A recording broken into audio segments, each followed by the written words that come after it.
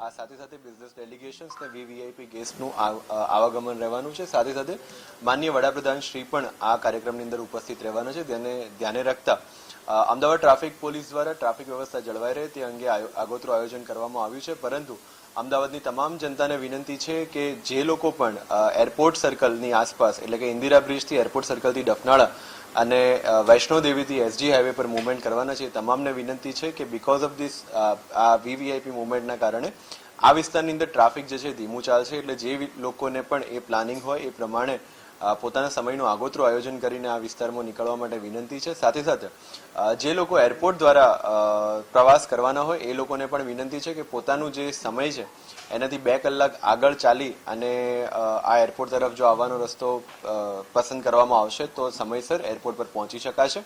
જે લોકો પણ આ રસ્તાઓ પરથી મુવમેન્ટ ડેલી કરે છે એ લોકોને વિનંતી છે કે ગાંધીનગર જવા આવવા માટે પૂર્વ અમદાવાદના લોકો નાના ચિલોડા સર્કલનો જે રૂટ છે નરોડા થઈને મેમકો થઈને એ રૂટનો ઉપયોગ કરે અને જે લોકો વૈષ્ણોદેવીથી આવાગમન કરી રહ્યા છે એ લોકોને વિનંતી છે કે જુંડાલ અને તપોવન સર્કલથી ગાંધીનગર તરફ પોતાનું ડેલી રૂટીન જે છે એ રાખે.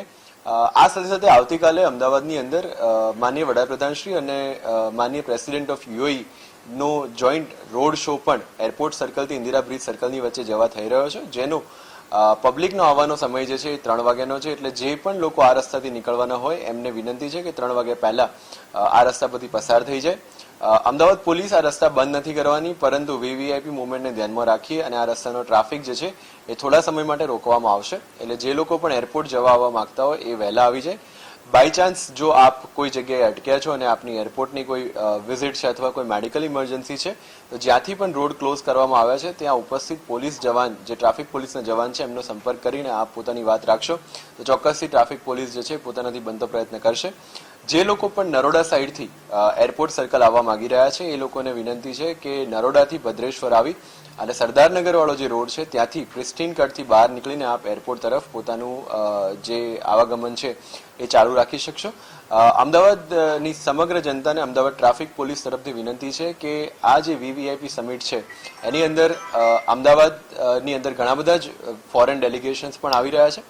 આવા બધી વ્યવસ્થા જળવાઈ રહે એ માટે આ જે રૂટ્સ ખાસ કરીને એસજી હાઈવે અને ઇન્દિરા બ્રિજથી એરપોર્ટ સર્કલથી ડફનાળા વાળો જે રૂટ છે એનો ઉપયોગ જે છે એ બની શકે તો આપણે આ 4 દિવસ માટે ટાળીએ અને જે ઓલ્ટરનેટ રસ્તા અત્રેથી બ્રીફ કરવામાં આવ્યા છે એ રસ્તાઓનો ઉપયોગ કરીએ.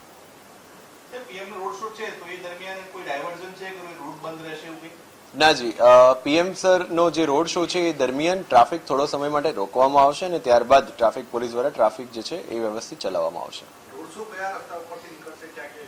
એરપોર્ટ સર્કલથી શરૂ કરીને એરપોર્ટ ઇન્દિરા બ્રિજ સર્કલ સુધી જે છે આ રોડ શો થશે અને ત્યારબાદ બંને મહાનુભાવો ગાંધીનગર જવા રવાના થશે.